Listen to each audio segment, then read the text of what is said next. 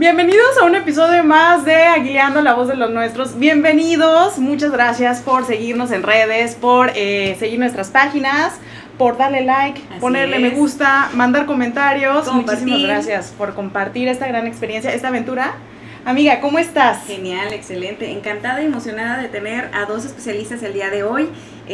Una de ellas la aprecio bastante, me ayudó a que mi bebé llegara al mundo, entonces estoy súper contenta. Y aparte, si las cuentas no me fallan, programa número 10. ¡Tin, tin, tin! ¡Órale! Me encantaría ¡Qué bonito! que nos viéramos, visualizáramos en un futuro para decir programa número 100. Eso. Oigan, aprovechando esto, no traía este speech preparado, pero bueno, me lo voy a aventar un minutito nada más. Agradecerle a todas las personas que nos siguen, sí.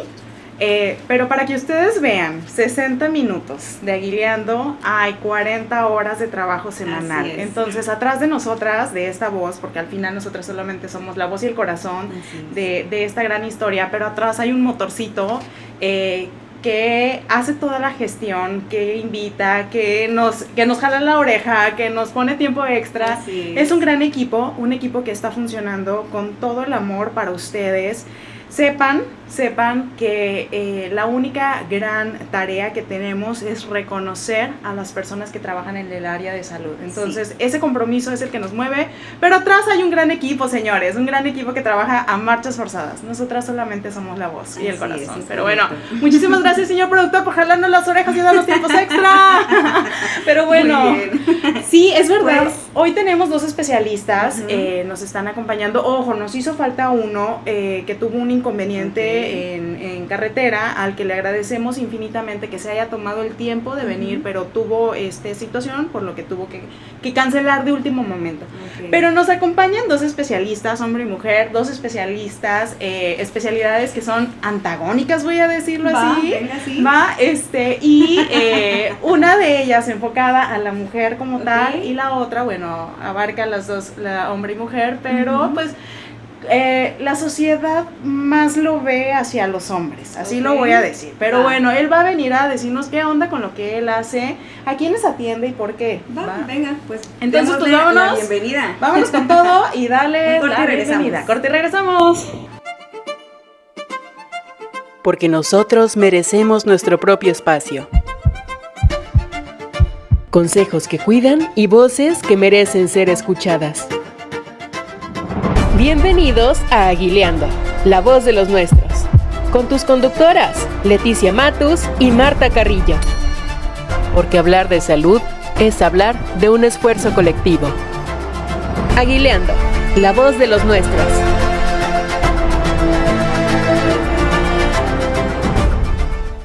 Pues regresamos, ya están los especialistas aquí, como les decía, la doctora Palafox, Anaid Palafox. Médico, ginecólogo.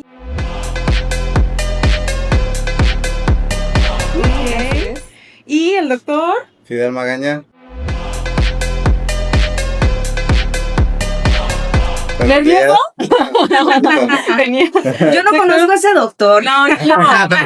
Oye, pero nos vemos de repente, pero yo soy muy seria en mi trabajo, ¿no? Entonces, pero no, la neta no soy tan seria. Sí, muy seria. Pero bueno, sí, aquí es puro cotorreo. Bienvenido. Bueno, gracias, muchas gracias por la invitación. Soy cirujano urólogo. Urólogo, ok. Pues dos especialidades, médicos especialistas. Anaid atiende mujeres. Yo ginecóloga, ya casi 20 años. Ok, va. De que terminé la especialidad. Muy bien. Ya una temporada, también añitos ya. Sí, ya tenemos, igual somos contemporáneos, también ya tenemos 20 años en esto. Nos sentimos muy jóvenes, la verdad es que sí. Pero muy a gusto y bien trabajados. Perfecto. ¿Qué es lo que te gusta hacer en tus tiempos libres, doctor Magaña?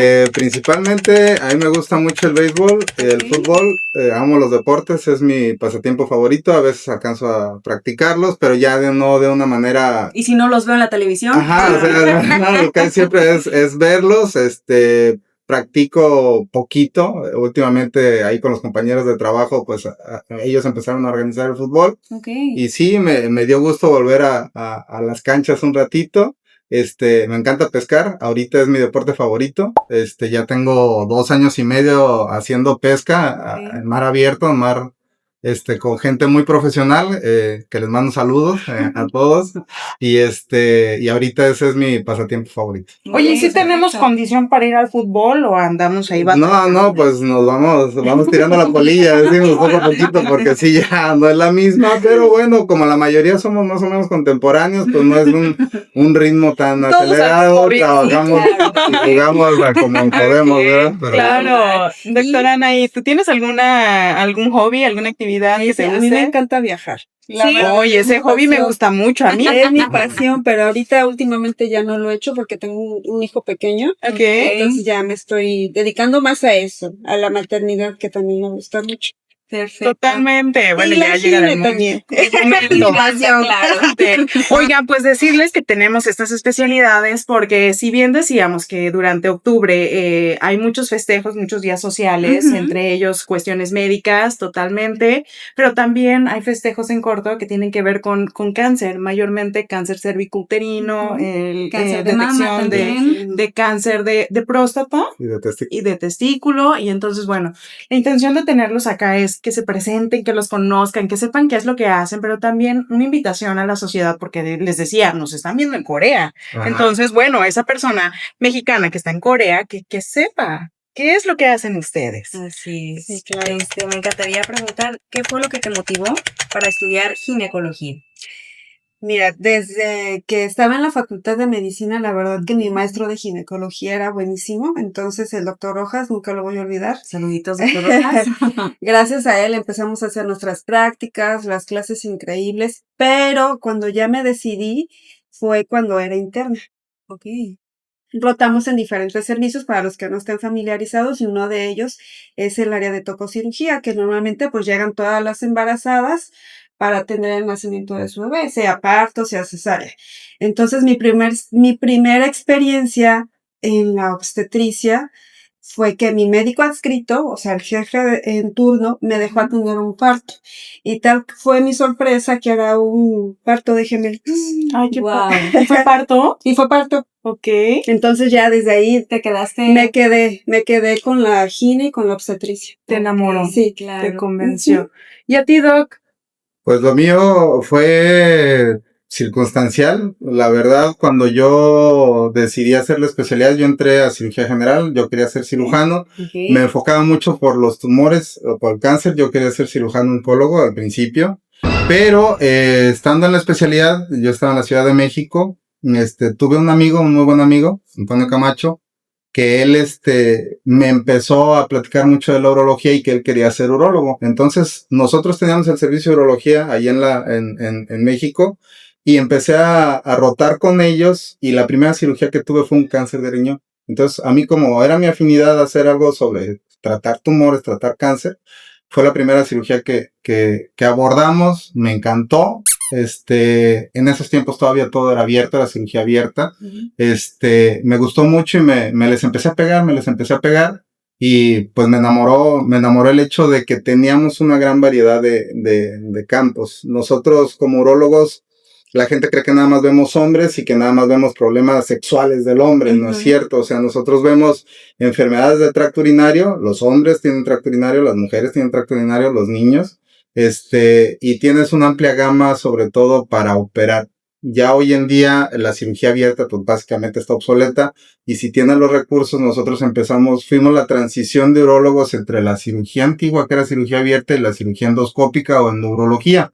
Empezamos el uso de láseres, el uso de la laparoscopía, ya hoy en día está el uso del robot Da Vinci y me di cuenta que tenía un amplio margen de trabajo y fue lo que más me gustó.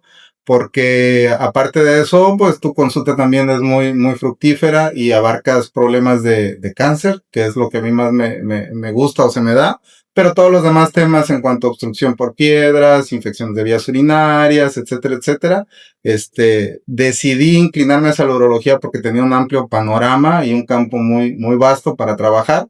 Y en todas las partes de la República que me pudiera yo ir a trabajar ya que terminara la especialidad, pues tienes una buena herramienta de trabajo con la urología, por eso me decidí. Yo de recién que empecé medicina, yo ni siquiera tenía la noción bien que hacía un urólogo. Y pues bueno, el chiste también aquí de ahorita es pues dar un panorama sobre exactamente qué hace un urólogo y que no es solamente para hombres ni es solamente la parte sexual. Oye, y eso es un mito que muchísima gente afuera vive. El urólogo solamente atiende a hombres y ciertas patologías, ¿no? Que tienen que ver con su aparato reproductor. Y resulta que no. Atiendes niños, atiendes mujeres y las enfermedades son muy diversas y llegan hasta el cáncer. Entonces, ese es un mito que hoy rompemos. Atiendes de todo. Oigan, y sus dos especialidades tienen situaciones o tienen cánceres muy particulares que ustedes ven. Ajá. Entonces, en el caso de ginecobstetricia, ¿qué tipo de cánceres tú puedes observar en una usuaria? Mira, de los más frecuentes aquí en México está el cáncer de mama, que actualmente sí ya se convirtió en el primer lugar. Y en segundo lugar, bajo, el cáncer cervicouterino, pero digo, eso no implica que no siga siendo igual de importante. El cáncer cervicouterino actualmente es la segunda causa de muerte. Obviamente en mujeres. En mujeres jóvenes. Sí. Estamos hablando de que abarca un amplio grupo de edad desde los 25 hasta los 64 años. O sea, el margen es grandísimo. Casi todas las mujeres. Grandísimo. Entonces, pues como estamos en el mes de octubre, precisamente en este mes se hacen muchas campañas para tratar de concientizar a todas las mujeres de ciudades, pueblitos, que se atrevan a acudir a ese tipo de consultas que son tipo tamizaje para detección oportuna tanto de cáncer cervicouterino como cáncer de mama.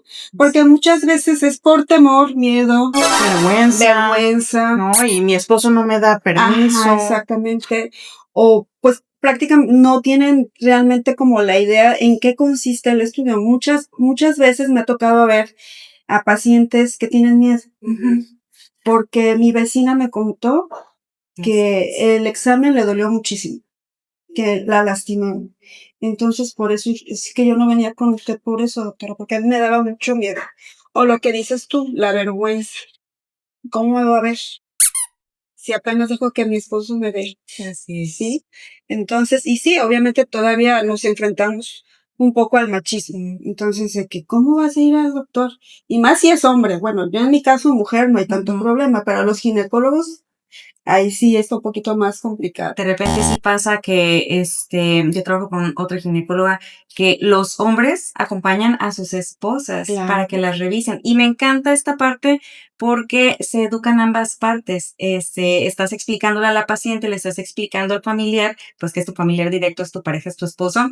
Entonces me encanta que ahí empiezan a ilustrarse y a abrir su mente y a compartir, sobre todo como mujeres, esta información que es súper importante, el hacerte tu Papá Nicolau anual, si lo puedes complementar con una colposcopía. Ahorita si nos puedes platicar un poquito qué es la colposcopía, porque es increíble que actualmente sigan falleciendo pacientes de cáncer cervicouterino, como lo mencionas tú, que se puede tamizar, con un estudio ya lo tenemos al alcance de la mano, no tienes que irte a Europa, no tienes que pagar millones de pesos, exactamente. Solo quitarnos un poquitito la vergüenza, el pudor y al final saber que pues es por nuestro más alto bien, que es nuestra salud. ¿Qué es la colposcopía? La colposcopía bueno, vamos a empezar por partes. Hay que quitar tabús para que pues toda la población se anime a hacer este tipo de estudios. El Papá Nicolau lo que consiste es en que tú como mujer te vas a acostar en una camita, con unas pierneras, ya te indican cómo te tienes que colocar. Hay un aparato que se llama espejo vaginal, el famoso patito, ¿sí? Entonces ese aparato lo que nos va a permitir a nosotros los ginecólogos, lo introducimos por vagina y se abre y nos permite ver el cervix, el vellito. Entonces, el estudio de la citología cervical, lo que hacemos es un barrido con un cepillito y una espátula de madera. Se toma muestra sobre esa parte del cuellito y eso es lo que se manda a analizar para Papá Nicolau.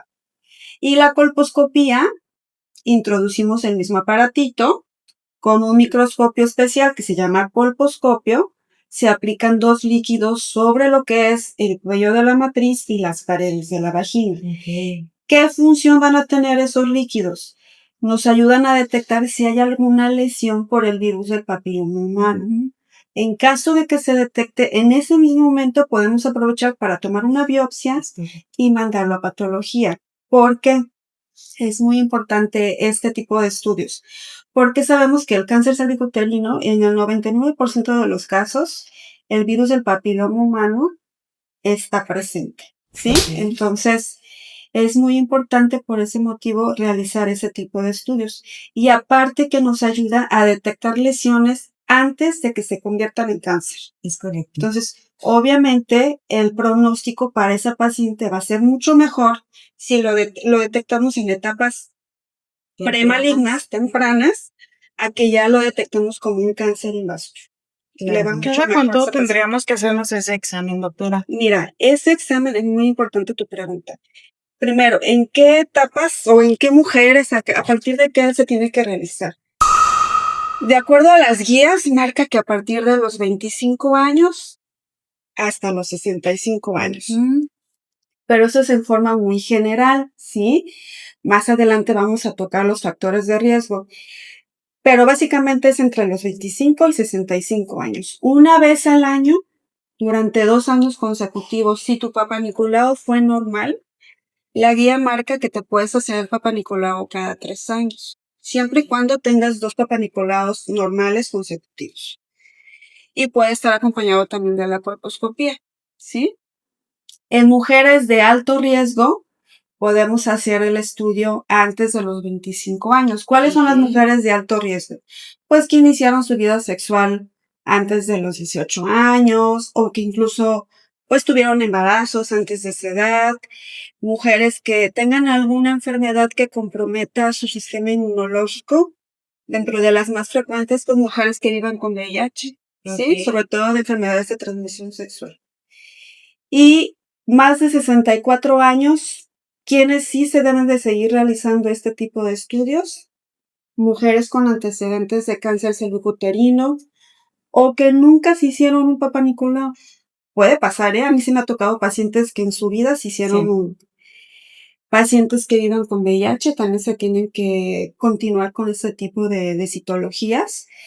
O que comprometan con alguna enfermedad que baje sus defensas y que las hagan más propensas a ese tipo de enfermedades, lo tienen que seguir haciendo hasta que se pueda, ¿sí? Okay.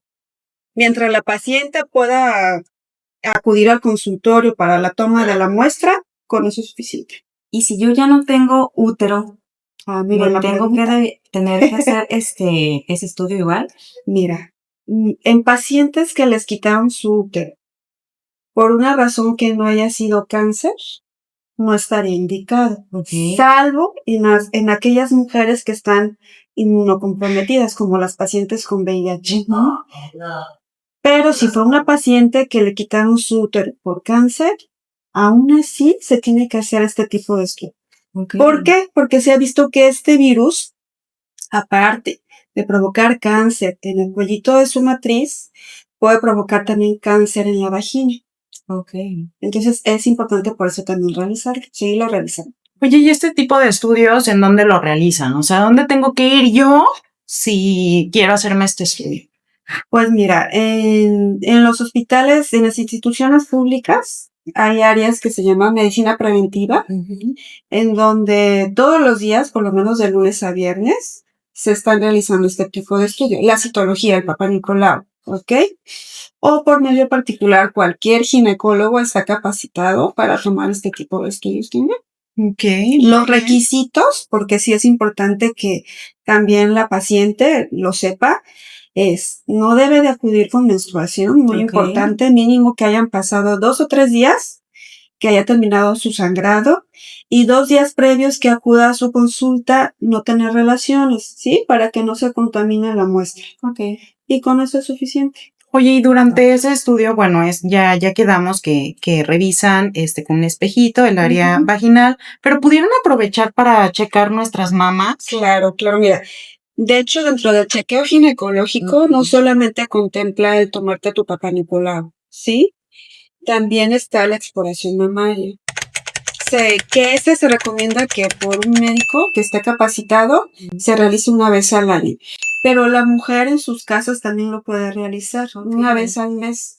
El tiempo ideal para que lo realice es en el día que terminó ya su menstruación, la semana que sigue, que es cuando los pechos están menos inflamaditos y es más fácil revisarlos. Lo que se tiene que hacer primero es ponerse frente a un espejo, colocar sus manos sobre la cadera y primero ver si sus pechos están simétricos, la forma de sus pechos, la característica de la piel, la coloración inclusive. Esto es para que la paciente, la mujer, sepa identificar cuando algo no estaba ahí. Ella lo identifique y acude con su médico, ¿sí? Con su médico tratante. Posterior a eso, ¿qué es lo que tiene que hacer? Levanta su bracito detrás de la cabeza y empieza a tocarse desde la axila, recorre todo el contorno de su pecho y al final presiona el pezón para ver si sale algún tipo de líquido. Y el mismo procedimiento del otro lado. ¿Ok? Si ella ya reconoce cómo es esa parte de su cuerpo, qué es lo normal, y que nos sirve para que identifique lo que ya no es normal y acuda con su médico tratante.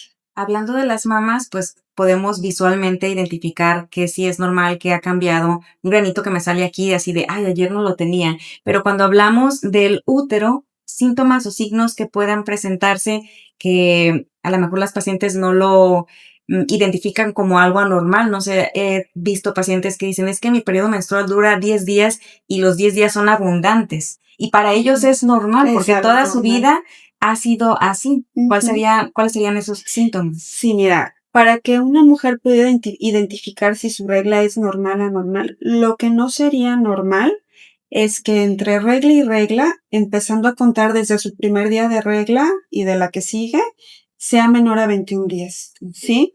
O al revés, que sea un ciclo muy largo, por arriba de 45 días.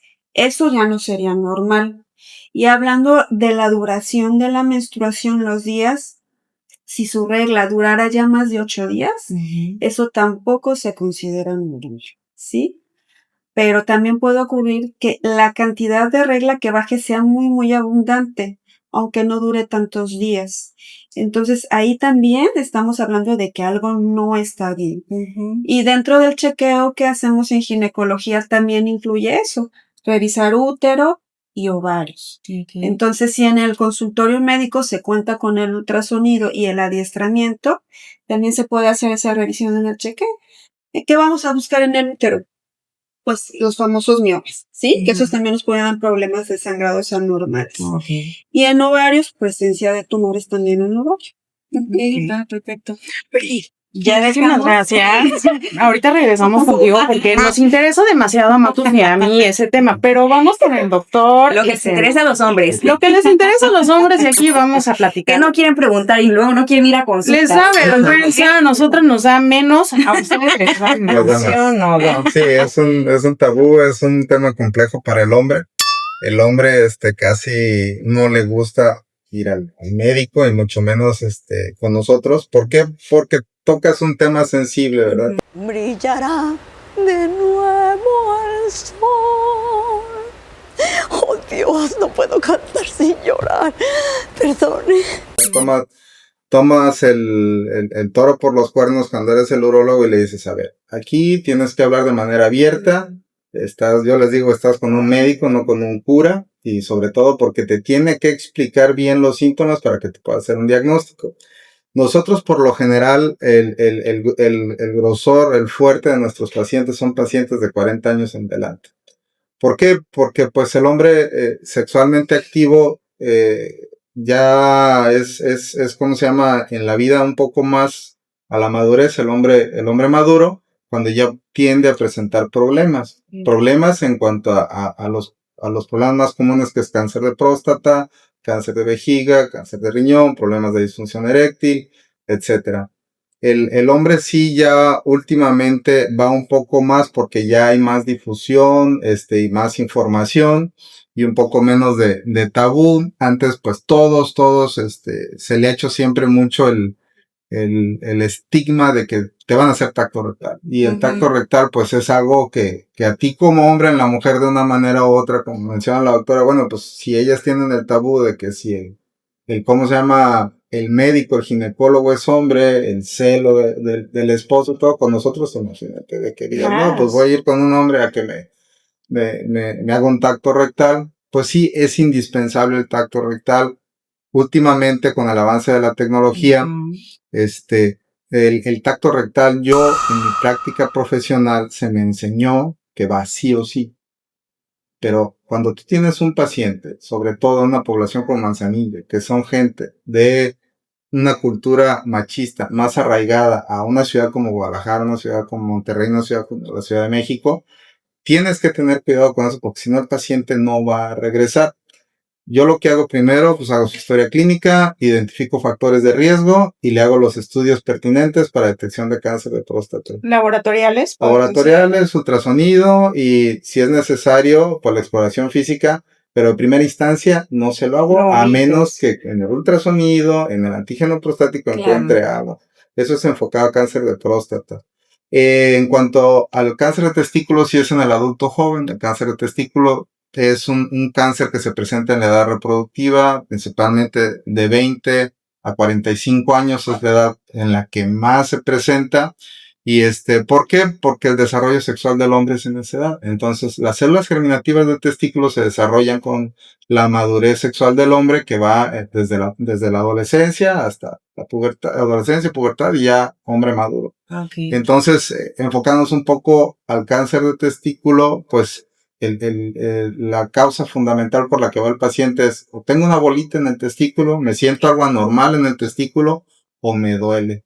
Pero en el cáncer de testículo es muy baja la presentación con dolor. Entonces, los chavos no van o no se dan cuenta o les da pena, no les dicen a sus papás y a veces ya cuando llegan con nosotros ya está muy grande. Uh-huh. Y que es una bolita lo que encuentran, o sea, no va a haber dolor, pero el testículo cambia su textura, su forma y su consistencia, o sea, el testículo es diferente, pero como no les duele, en el 60% de los casos no duele, el dolor aparece en el 30% de los casos. La mayoría de las veces no van directo con un urólogo, van con un médico general, con un médico familiar, y lamentablemente la mayoría de los médicos que no son urólogos no exploran genitales, por lo general. Dicen, va a ser esto, todo eso, y les dan medicamento pensando en una infección o alguna otra cosa. Entonces siempre hay que explorar al paciente. Eso es algo muy importante porque si tú detectas una normalidad en cuanto a la forma del testículo, eso es la única urgencia oncológica en nuestra especialidad. Y es algo de que lo tienes que tratar de inmediato. Claro. De ahí en fuera todo lo demás, incluso el cáncer de próstata, lo puedes ir haciendo el protocolo de estudio poco a poco para el cáncer de testículo, ¿no? ¿Por qué? Porque es muy agresivo y porque es curable. Es curable si se detecta en etapas tempranas, al igual que el cáncer de próstata.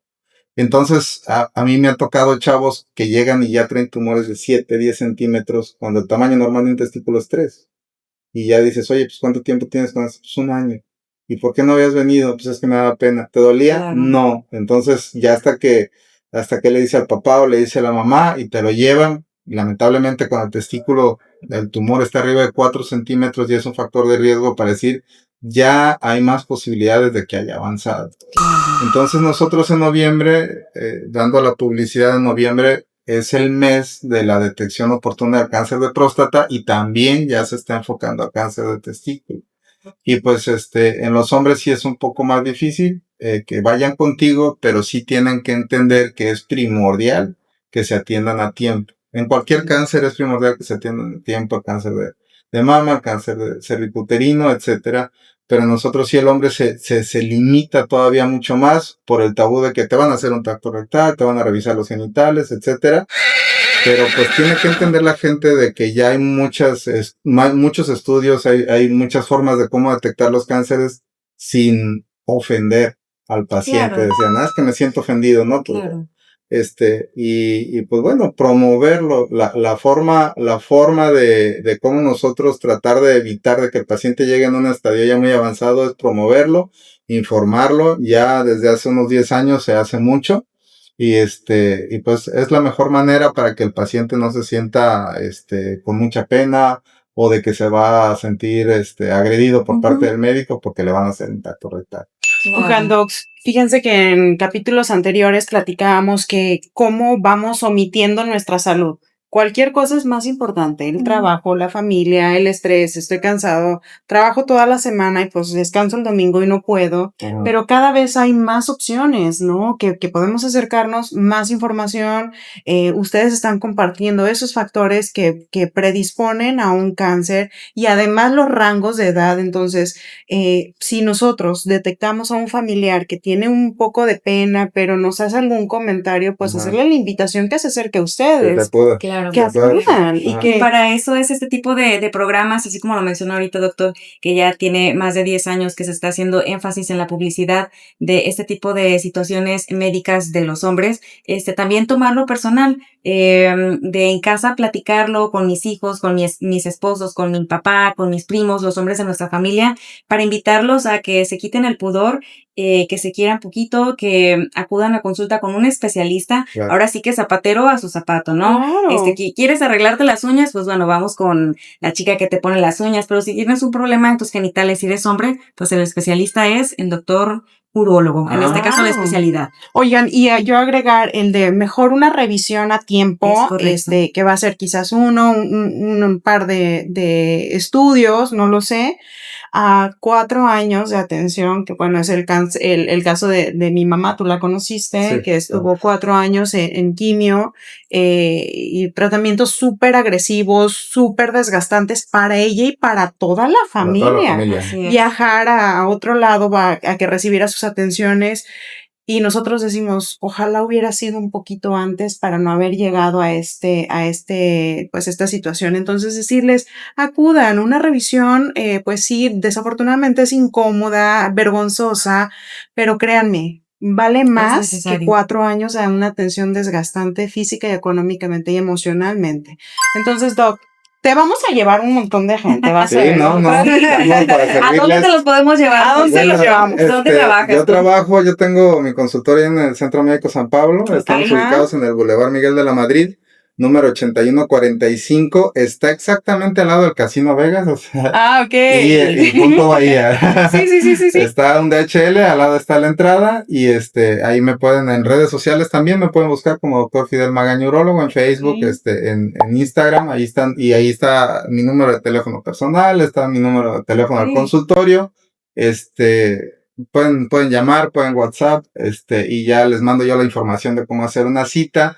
Sí se les invita a todos, hombres, mujeres, sobre todo también, porque las mujeres llegan mucho por infecciones de vías urinarias, mucho. Ya que les, 1, 2, 3, tratamiento 4, ya que les dicen, ya ve con el urólogo por eso, y ya nosotros hacemos otro tipo de estudios nada más para ver cuál es el origen de que no se le quita.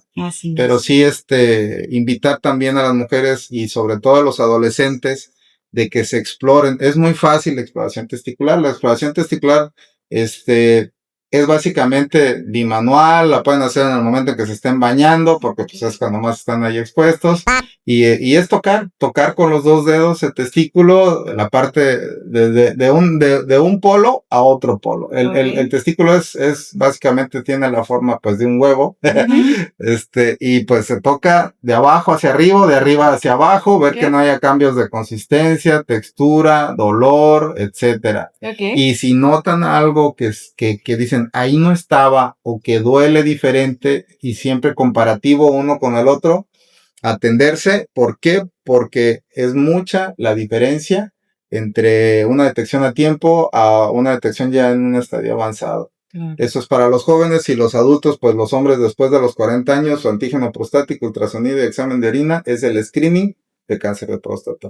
Oye, tú decías, voy a priorizar o voy a comenzar con todo esto, y salvo que yo encuentre algo, pues ya voy a proceder a esto. Sea, entonces, no se va a hacer el tacto rectal de primera instancia. Yo no se los hago. A urólogos que sí dicen, órale, ¿y cómo va? Pero yo personalmente respeto mucho eso, pero cuando es necesario y encuentro algo, le digo con la pena, y hay gente que aún así me dice, no.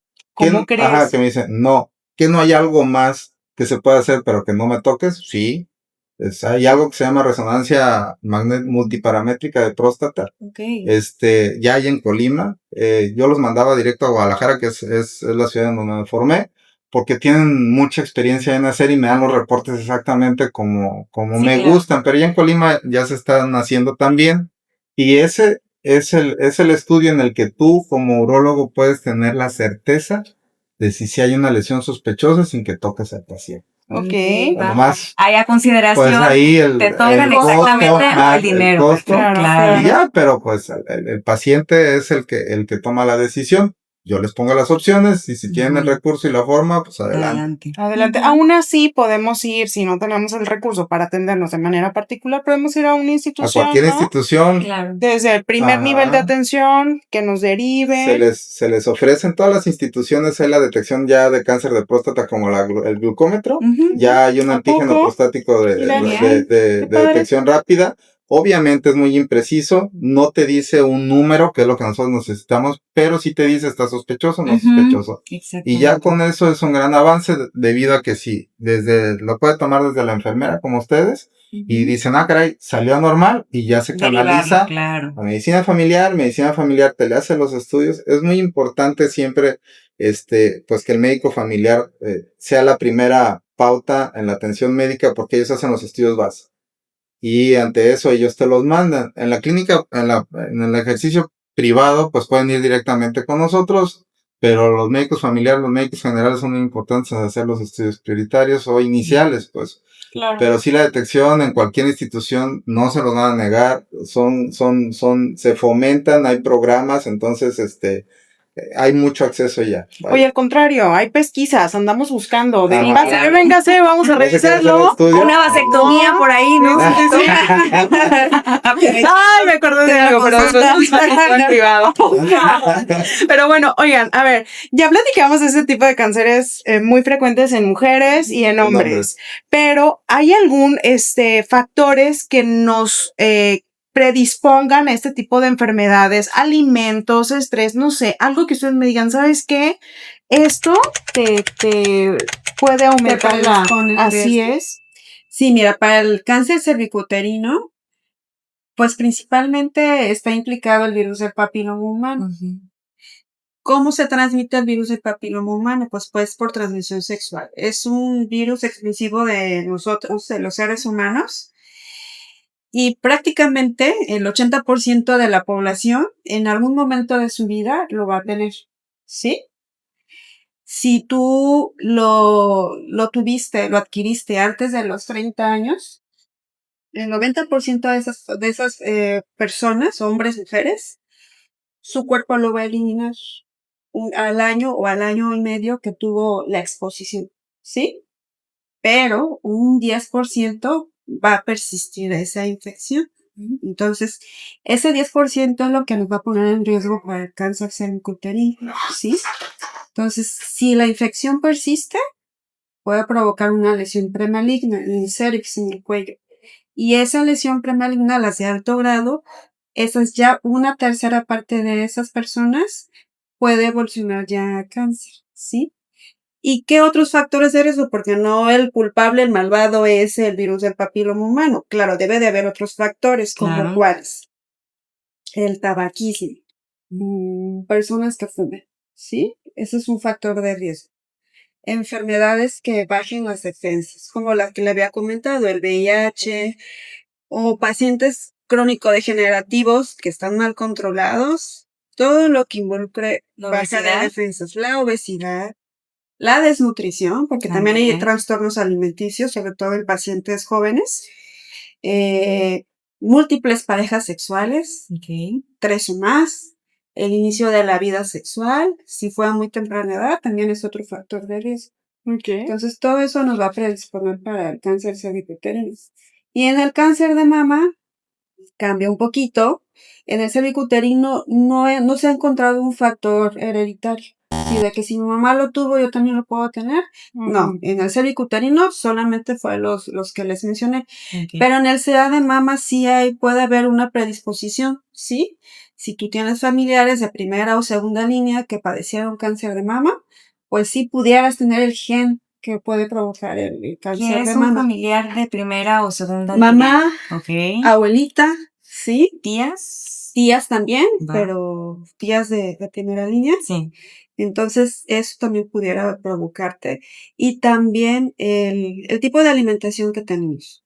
Entre más cosas procesadas consumimos, es mayor el riesgo para ese tipo de cosas. O sea, que lo más sabroso nos hace mucho daño. Sí, hacemos ejercicio también, el Sí. sedentarismo, todo eso. Cada vez se ofrecen más alimentos ultraprocesados Sí. y entonces pues no, y son fáciles de adquirir, deliciosos y todo el rollo. ¿Dónde Yo soy podemos muy rara, encontrar? yo voy buscando, les voy leyendo todos, me ¿Sí? aviento 2 horas. Sí, amiga, yo De tengo compras, una en el lista de súper. compras y les voy checando De los sus ingredientes. sellos. Sí, Ándale. o sea, Claro. bueno, tengo una situación Sí, personal claro, que sí. me obliga a hacerlo así, Sí, pero claro. sí, o sea, cambié muchos hábitos en mi Qué vida. bien. Y quiero que sepan, a los dos les comparto que de regalo de cumpleaños, en mi caso, me regalo mi chequeo Sí, sí, completo. sí. O sea, es Ah, mi qué regalo. bueno. Sí, Sí, sí, sí. ¿no? Claro. Entonces, si ustedes no saben qué regalarse y se quieren mucho, por favor, regálense un chequeo Así completo. es. Regálense Oye, algo. y aprovechando, Sí, claro. ¿dónde te podemos encontrar a ti en particular? Claro. Mira, en lo particular, mi consultorio está en la colonia Santiago, sobre la calle 28 de agosto, Ok. número 56, planta alta. Estamos ahí de lunes a viernes. Ahí todo lo que se les ofrezca, chequeo ginecológico, control prenatal, todo, inclusive lo que platicaba el doctor Magaña. O sea, el ginecólogo no solamente va a ver embarazadas, Ok. ¿sí? Nosotros también podemos ver pacientes pequeñitos, niñas, y pacientes ya de la tercera edad. Climaterio, menopausia, todo eso lo veo ginecólogo. En ese margen de edad que mencionas, si de repente me empiezan a salir muchos granitos en la cara, también puedo acudir contigo, aparte de ir con el dermatólogo, que pues es el de la piel. Claro que sí, sí, de hecho es un manejo en conjunto cuando hay ese tipo de problemas, porque también el origen puede ser algo hormonal, que también lo podemos ver nosotros. Ay, como yo vivo en la adolescencia permanente. No se me quita el acné, pero bueno, es hormonal lo mío. Pero bueno, entonces qué padre. Manzanillo, los dos están en Manzanillo. El Manzanillo, así es. Y también atienden en cuestiones En institución públicas. Así Ok, es, pues perfecto. qué bueno saberlo. Entonces ya vimos que hay alimentos que predisponen, factores que predisponen a un CA en el caso de las mujeres. En el caso de los hombres hay algo. Sí, en el cáncer los dos tienen factor hereditario, o sea, papá, hermano, sobre todo, el cáncer de testículo, si hubo algún antecedente de algún hermano, de algún paciente que tiene hermanos, tienes que revisar a los hermanos. Sí o sí. Se tiene que hacer el ultrasonido aunque se sientan bien una vez al año. Ok. Yo siempre les dejo eso como tal. El factor hereditario es predisponente. Otro factor en el cáncer de testículo es la criptorquidia. ¿Qué es la criptorquidia? El testículo no desciende a la bolsa. El testículo se puede quedar en la cavidad abdominal, se puede quedar en la ingle o se puede quedar en la parte alta del testículo. A los niños me los llevan mucho por eso, porque el testículo no desciende. ¿Por qué? Es el factor predominante. O sea, una criptorquidia en un niño te aumenta el riesgo de cáncer de testículo de 4 a 5 veces. O sea, así de alto. ¿Por qué? Los testículos están afuera del cuerpo por una razón. La temperatura tiene que ser ideal para la producción de esperma. Entonces, si el testículo no está donde debe de ser, se afecta la temperatura y la circulación. Y eso cambia el desarrollo de la célula. El cáncer, yo tuve un maestro en la escuela que nos decía, el cáncer es independientemente del órgano en el que se encuentre, es un grupo de células rebeldes que se ponen a comer y a hacer las funciones que no les corresponde de forma desmedida y que contamina a los demás. Entonces, en el cáncer de testículo, ese factor es muy importante, la criptorquidia. Hay otro, la orquitis por sarampión. Hay niños que les da sarampión y que afecta todo el proceso inflamatorio que tienen en su cuerpo, les puede inflamar los testículos y también se ha encontrado como un factor de riesgo. Y el otro es la exposición de un medicamento que se llama dietiletildestrol, que es un anticonceptivo. A veces la mamá toma píldoras anticonceptivas, se embaraza, no se da cuenta, sigue tomando los medicamentos y ese medicamento en el desarrollo del bebé le puede producir cáncer de testículo. Pero el más importante es la criptorquidia.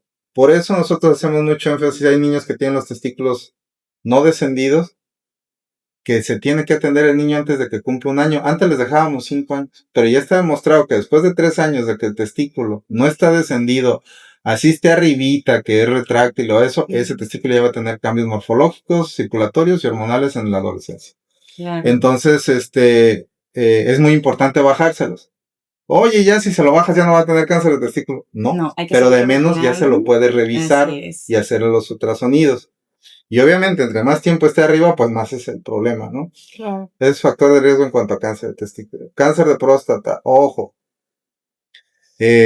Factor hereditario. Pacientes familiares de primera línea, como dijo la doctora, en el cáncer de mama, papá, tíos, hermanos. De hecho, hay un patrón que se llama patrón hereditario establecido, donde si encuentras 2 o más familiares de primera línea, papá, tíos, hermanos, con cáncer de próstata, tú tienes el 50% de probabilidad de desarrollar un cáncer de próstata. Yo tengo patrón hereditario. ¿Y vas papá con el y abuelo. ¿Vas con el urólogo? Yo solo, ¿no? No se vaya. No, pero sí me hago, yo ya. Mis estudios. Yo ya me hago mis estudios y mi esposa era hacerme mis ultrasonidos y ya no. Pero ese es el patrón predominante. El otro, el aumento de peso, el tabaquismo y creo que hasta ahorita son los más importantes. Y raza afroamericana, pero pues bueno. Eso ya independientemente de la región donde vivas. Influye mucho la alimentación. No tenemos bien detectado qué es lo que produce, pero pues sí, los asiáticos casi no tienen cáncer de próstata. Y los asiáticos que se migran a Estados Unidos o migran a México desarrollan cáncer de próstata. Entonces algo comemos que la alimentación, pero sí el hecho nosotros, cuando nos cambiaron la alimentación a alimentos procesados, de una manera manufacturada, todo cambió y hubo el boom del cáncer. Entonces, por eso ahorita yo veo que hay y eso es bueno, yo estoy a favor de eso, la tendencia a regresar a la cocina tradicional sin químicos. O sea, el uso de manteca para cocinar, que el cardiólogo me va a querer asesinar, pero no es cierto, es más, está demostrado que las grasas trans están más en la margarina, que es sintética y es malísima, no es mantequilla y cosas de esas. Entonces, también la alimentación afecta y está visto o evidenciado en eso de que pues sí, los asiáticos con su alimentación muy bien y se cambian a Occidente y desarrollan cáncer. Oye, viven un montón de tiempo. Es lo que te iba a mencionar. Ahorita que mencionas eso de la alimentación, no sé, recuerdo conocí a unos familiares que acaban de festejar el cumpleaños número 110, no se me olvida, de su papá. En un rancho, en una comunidad, donde cada semana iban a verlo, se turnaban, me gustó esa parte, que todos los hijos se turnaban durante la semana para ir a verlo, y el señor tenía sus animalitos, ya vivía solo, pero él caminaba, él de su huerto comía de sus animalitos, y digo, qué bonito que a esa edad, todavía él se pueda mover, hacía sus cositas, y pues importante la alimentación, como lo mencionas, ¿no? Totalmente. Oigan, fíjense, en ambos casos mencionaron tabaquismo, y se me hace algo tan increíble que sepamos que el daño que hace, que sepamos lo que afecta, que predispone a cáncer en hombres, en mujeres, y aún así es una cosa súper consumida, las ventas masivas Claro. Entonces, si pueden, por favor, bájenle, si pueden, por favor, déjenlo. Mi preferencia. Es una cosa que podemos quitar y es bajarle tantito a la posibilidad de enfermarnos de algo así. Claro. Fácil, ¿no? A diferencia de factores hereditarios que pues ni modo, no podemos hacer nada. Pero bueno, Matus, ¿qué onda? ¿Cómo vamos? Me encanta este tipo de información. En serio que yo estoy acá anotando puntos que menciona el doctor para llevármelos a mi casa, para platicarlo con mi hijo. Me encantaría que ustedes también en casa lo anotaran y pues nada, acercarse con estos dos especialistas que, así como lo mencionaste, son dos extremos súper importantes para hombres y pues para mujeres también. Oigan, ¿y el cáncer que ustedes ven es un cáncer curable? Sí. La mayoría de las veces es curable, por decir el cáncer de testículo, desde que lo detectas, al paciente le tienes que hacer estudios, pero el principal es el ultrasonido. O sea, lo revisas, lo tocas, ves cuál está afectado, en ese día si se puede, al día siguiente hay que hacer el ultrasonido y se tiene que operar. En ese día, es una urgencia. ¿La edad más temprana de algún paciente que hayas tenido con cáncer de testículo? Como 17 años, un paciente alarmado. Ajá. Y llegó con un testículo muy grande, ha sido de los más grandes que he visto, como 10 centímetros, y no se lo revisa, no le dijo al papá hasta que ya era muy evidente y que el papá le dijo, oye, ¿por qué se le hacía ya el péndulo, ¿me entiendes? Sí, claro. Va. Y el papá ya lo revisó y me costó mucho operarlo, porque el cáncer de testículo no abres el escroto para sacarlo, no puedes hacer eso. lo tienes que sacar por la ingle. La orquiectomía radical es inguinal, el abordaje es inguinal. ¿Por qué? Porque el drenaje linfático del cáncer, bueno, el cáncer se disemina por sangre, por hemático, extensión y linfático. Entonces resulta que la bolsa escrotal es un drenaje linfático. Si tú abres el escroto, se disemina. Claro. Lo pasas a un estadio tipo 4 inmediatamente. Wow. Entonces lo que tienes que hacer es abrir la ingle y sacarlo con el cordón por la ingle. Y tienes que pasar en el anillo inguinal. Entonces imagínate pasar, pues fue un parto. Claro. ¿Por qué? Porque para pasarlo por el canal inguinal, una bola de 10 centímetros por un anillo que mide 2 o 3 centímetros fue un show y tuve que casi ahí maniobrar mucho y con mucha paciencia para poder sacarlo. Entonces el abordaje es inguinal. ¿Para qué? Para que vaya con el cordón, porque la diseminación primero del cáncer es el parénquima testicular, luego el epidídimo, luego sube al cordón y del cordón se disemina por ganglios. Es muy importante, a veces hay tumores que no crecen.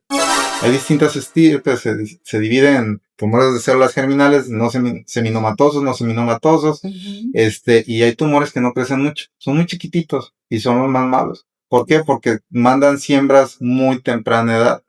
Entonces a veces el paciente te debuta con síntomas diferentes. Ganglios en las clavículas, ganglios en las axilas, síntomas pulmonares, etcétera. Y eso quiere decir que ya el tumor ya se fue. Un coriocarcinoma, un carcinoma embrionario, que no son los predominantes, pero son más tendientes a metastatizar. Así se llama la palabra. Eso quiere decir que se va a otro lado. Ajá.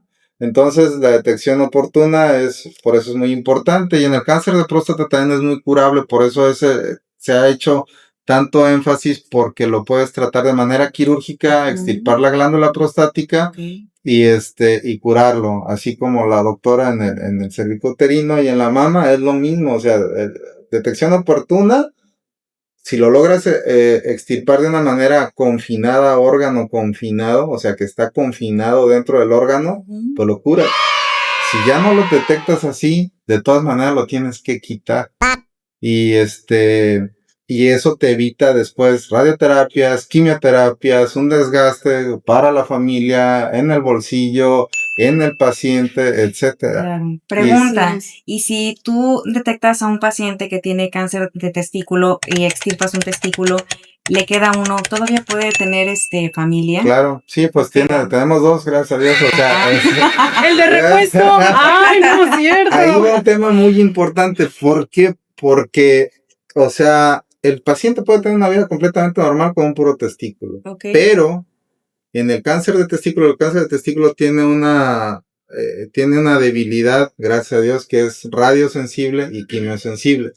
Cuando tú protocolizas al paciente y lo vas a operar, le tomas marcadores tumorales. Son básicamente 3: hormona gotorfina coriónica, alfa-fetoproteína y algo que se llama DHL. Porque de acuerdo al estirpe de testículo del cáncer, tú con esos marcadores te puedes dar cuenta qué tipo de cáncer es, pues para saber, sobre todo después de operarlo, se lo vuelves a hacer a los 10 días para ver si descendieron y decir, pues lo más seguro es que el cáncer se fue con el testículo, y cómo se llama, pues darte más o menos una idea. Pero ya después de que haces todo, tienes que explicarle al paciente que la mayoría de las veces, tú haces la parte quirúrgica como urólogo, pero tienes que hacer un switch, un equipo con el oncólogo médico. ¿Por qué?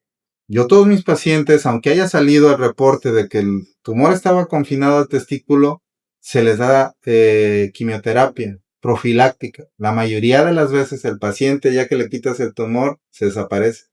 Y ya no te regresa. Entonces, ¿por qué? Pues porque ya no quiso, porque, ¿cómo se llama? No tiene dinero, porque le da flojera, etcétera, porque etcétera. Pensó que ya con eso tuvo. Entonces, lo que empezaron a hacer los oncólogos es darles, como la mayoría de las veces puede dar siembras a distancia, el oncólogo le da una terapia de prevención, que son ciertas sesiones de quimioterapia, y aunque el paciente se te desaparezca, tú le bajas el rango. Tú tienes probabilidad de presentar una metástasis a distancia, aunque haya salido el que estaba confinado, hasta el 30% en 5 años. Okay. Entonces, con eso, si el oncólogo le da la quimio, le reduces a 5% de que pueda tener una recaída en un futuro. Claro. Pero sorpresa, la quimioterapia y la radioterapia es tóxica para el testículo contralateral, el que se queda, entonces lo puedes dejar estéril.